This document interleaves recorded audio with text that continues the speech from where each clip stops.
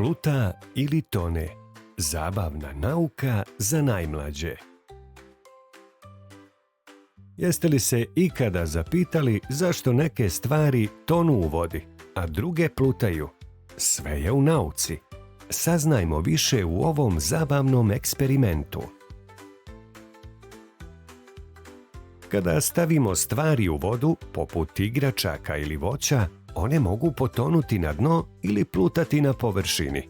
Razlog tome je nešto što se zove gustoća. Gustoća znači koliko je nešto zgusnuto unutra. Ako je nešto teško i puno zgusnuto, potonuće. Ali ako je nešto lahko i manje zgusnuto, plutaće.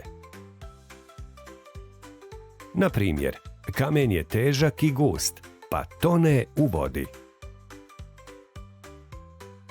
Ali plastična flaša je lahka i manje gusta, pa pluta.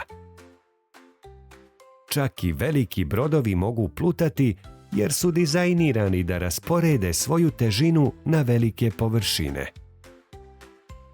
Ovaj eksperiment možete isprobati kod kuće. Samo skupite različite predmete poput novčića, komada drveta i gumene lopte.